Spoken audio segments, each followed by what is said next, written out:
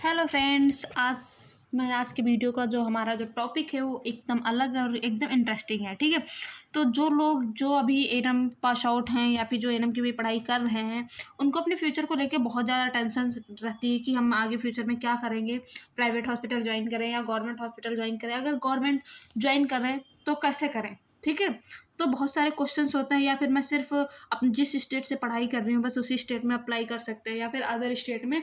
तो उन सारे सवालों के जो आपके क्वेश्चंस हैं उनका आंसर मैं इस वीडियो में देने वाली हूँ। और किसी भी अगर तैयारी आप किसी गवर्नमेंट एग्जाम की करने वाले हैं, जैसे कि एनएम गवर्नमेंट के लिए तैयारी करना चाह रहे हैं, क्योंकि कंपटीशन डे बाय डे बढ़ता ही जा रहा है, तो अगर आप सही रणनीति अपनाएंगे तो ज़रूर एग्ज़ाम को क्वालिफाई करेंगे। ऑलरेडी मैंने बिहार एनएम का एग्ज़ाम क्वालिफाई किया है, तो आई होप आप लोगों के साथ जो अपना एक्सपीरियंस है वो अच्छे से मैं शेयर कर सकूँगी।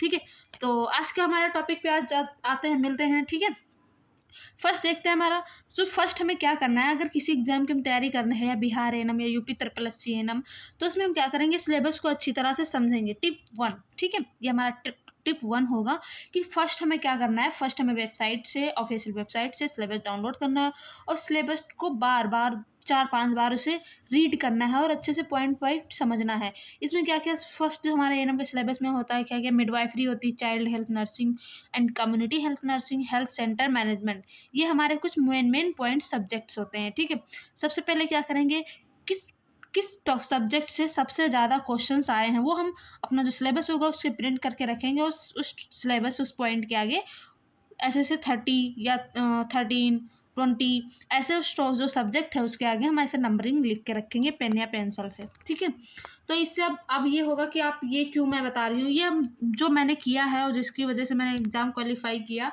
अपना पर्सनल एक्सपीरियंस आप लोगों के साथ शेयर करना चाह रही हूँ। ठीक है, तो इसमें क्या होता है, अब अगर हम इसे मार्क कर लेंगे तो हमारा किस सब्जेक्ट पे, किस पे ज़्यादा इंटरेस्ट है, किसका सिलेबस कंप्लीट हो गया, किस पे हमें ज़्यादा फोकस करना, ये क्लियर हो जाएगा यहाँ से।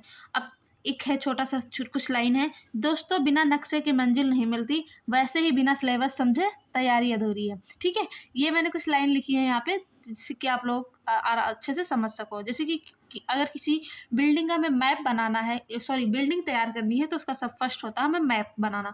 तो वैसे अगर कोई किसी एग्ज़ाम में सिलेक्शन लेना है तो सब फर्स्ट है हमारा सिलेबस समझना। ठीक है, तो टिप नंबर 2 देखते हैं हम यहाँ पे। पिछले वर्षों के प्रश्न पत्र या प्रीवियस क्वेश्चंस पेपर देखेंगे।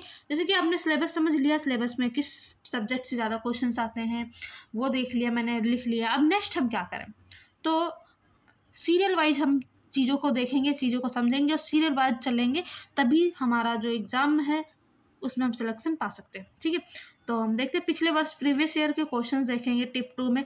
इससे क्या फ़ायदा होता है, अब प्रीवियस ईयर के क्वेश्चन क्यों देखना है, क्योंकि हर बार तो पैटर्न कुछ चेंज हो रहा है, बट अब इसका भी थोड़ा सा कहीं ना कहीं फ़ायदा हमें मिलता है।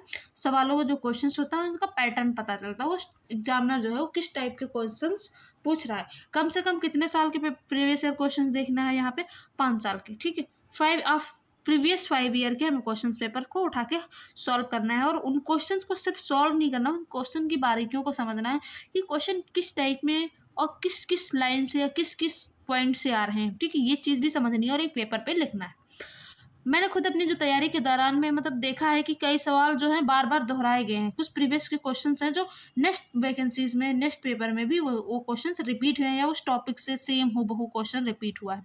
ठीक है, तो इससे ये भी बेनिफिट रहेगा, अगर रिपीटेड क्वेश्चन मिलता है तो हम ईजिली कर लेंगे। अब क्या देखते हैं, टिप नंबर 3। टिप नंबर 3 में क्या है, शॉर्ट नोट्स बनाएं।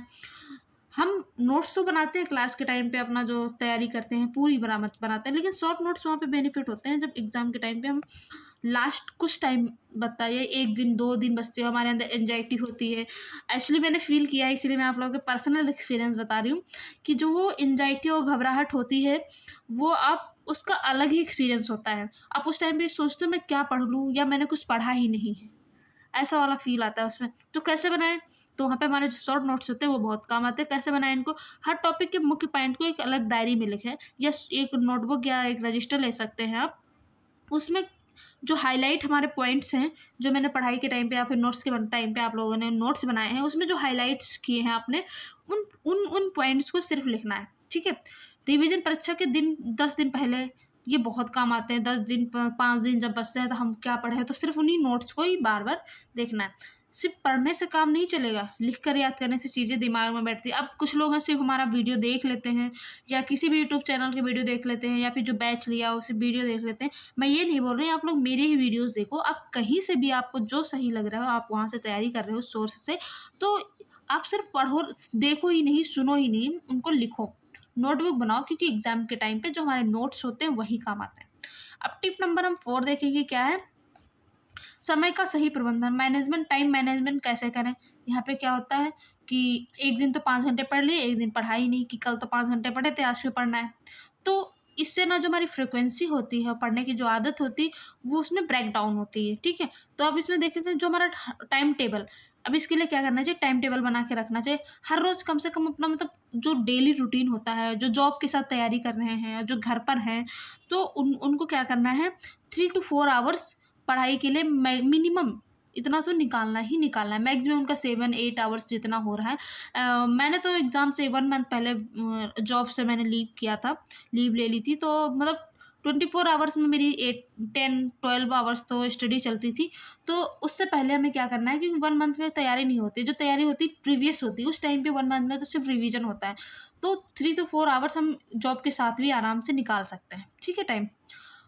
अब कठिन विषय जैसे जो हमें हार्ड सब्जेक्ट लगते हैं, सभी को अलग अलग सब्जेक्ट जो हार्ड लगते हैं, सबको सेम नहीं लगता है। किसी को कोई सब्जेक्ट, किसी को चाइल्ड हेल्थ हार्ड लगती है, और मेरा तो जैसे कि मुझे इंटरेस्ट तो चाइल्ड हेल्थ में है, बट वही मुझे हार्ड लगती है, और गायनी मुझे ईजी लगती है, किसी को गायनी हार्ड लगती है। तो इसमें क्या, जो विषय आपको सबसे कठिन लगते हैं उन्हें सुबह के टाइम पे पढ़े। ऐसा माना जाता है कि सुबह के जो हमारा माइंड होता है वो एकदम फ्रेश होता है, तो मॉर्निंग का याद रहता है, इसीलिए लोग उन्हें सुबह के टाइम पे पढ़ें, ठीक है। अनुशासन ही सफलता की कुंजी है, मतलब डिसिप्लिन ही हमारे सक्सेस की है, ठीक है। डिसिप्लिन मेंटेन करेंगे तभी जो हमारी सक्सेस है उसका लॉक है ओपन होगा, ठीक है।